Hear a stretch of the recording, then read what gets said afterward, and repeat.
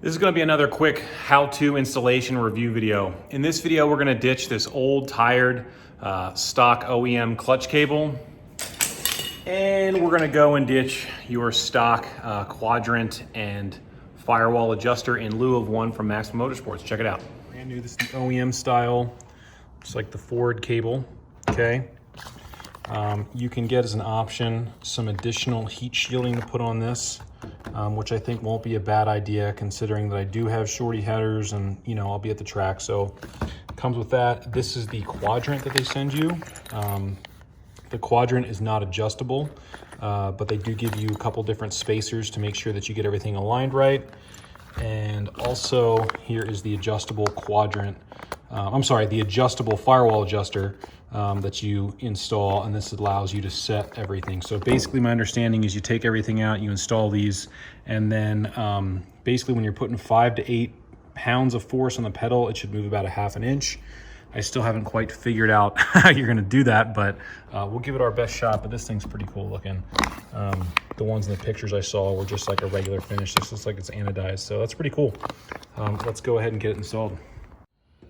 The instructions are really straightforward. I got the old cable out pretty easily, and I'll just give you a couple little tips right here. So you want to start underneath the car, and the goal is to get this off of the Quadrant.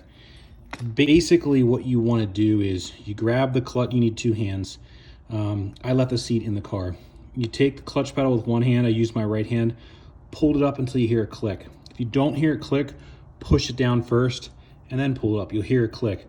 You got to hold it in the upright position. So you use one hand.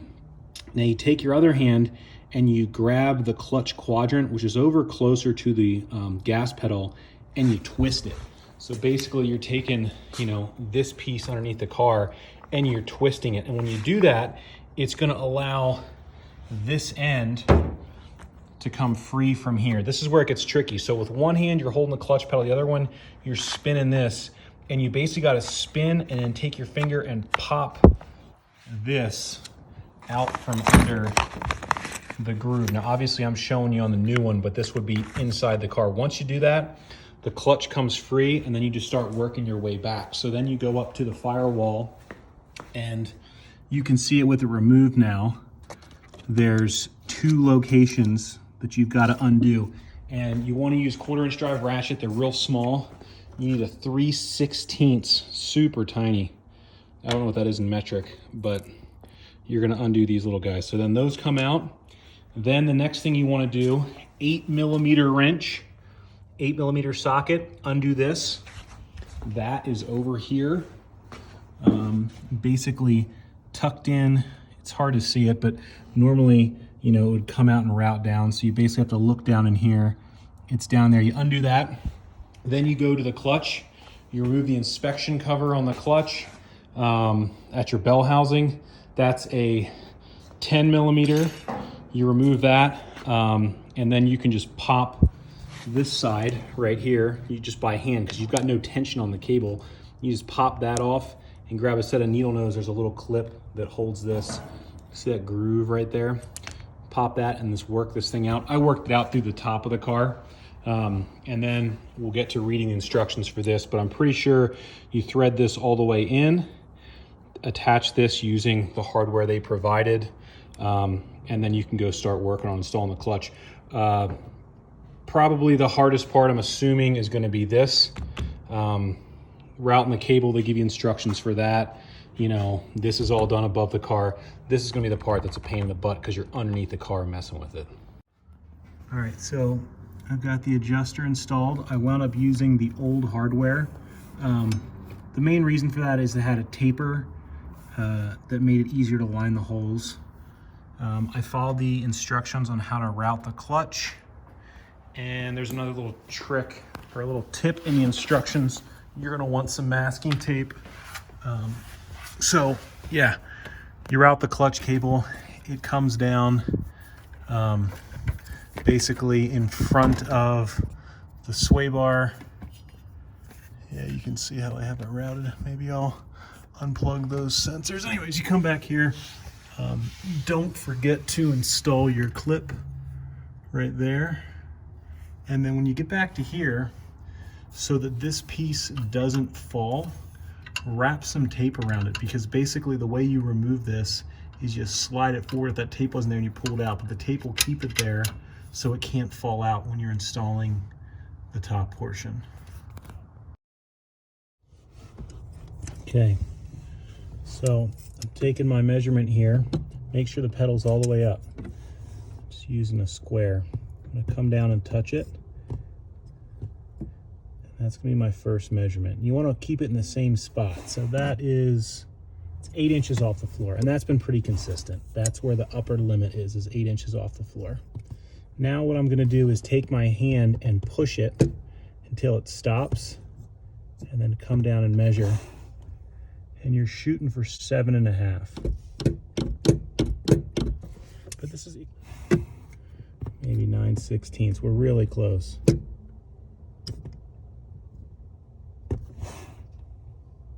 That's almost perfect. I'm gonna give it one tiny bit more of a turn on the quadrant adjuster. So if we come up here, you basically come to your adjuster here and just give it one tiny little bit of a turn. And we'll come back and we'll check it. They say 5 to 8 pounds of force, but I really think what they mean here is the free play. Like if you were working on an old truck, they'd be talking about the clutch free play. They wouldn't talk so much about how much force you put on it.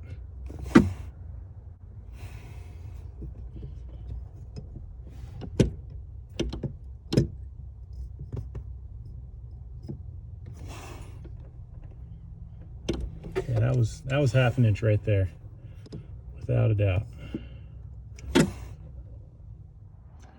Last little bit of this involves just adding a heat shield. Now I don't have headers, but because I will be running at the track, you do get a lot of heat off the motor and the oil pan. So I just installed that. It's like 10 bucks. It's a decent quality heat shield, I would say.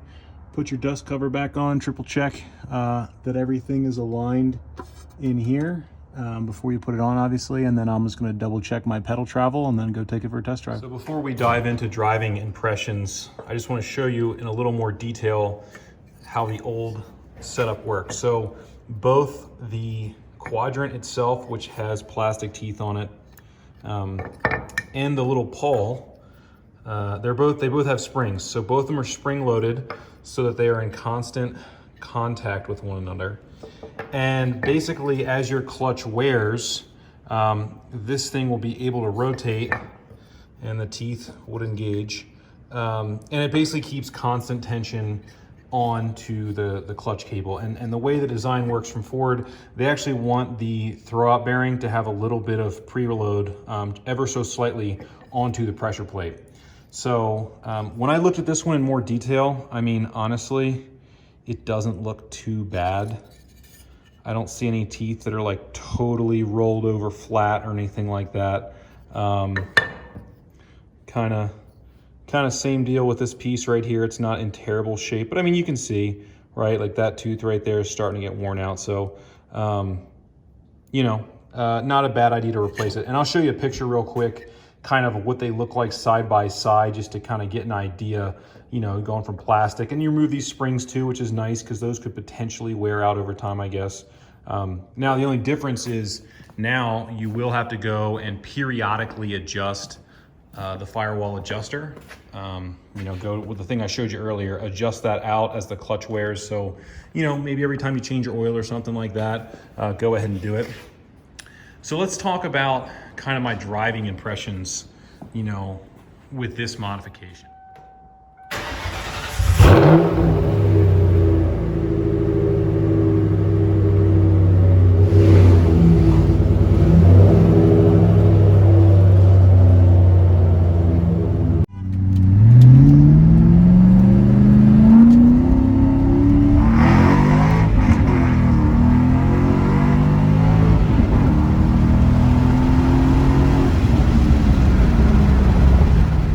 So unlike the subframe connectors, which weren't as obvious, when I installed this, I noticed right away a difference. And the difference was when I pressed my foot in on the clutch, it was a much smoother, more linear feel. And granted, like I showed you with the parts and even the old clutch cable, the old clutch cable is not in, in terrible shape. Now I did notice when I would push this in, it wouldn't kind of spring back out, which the new one did.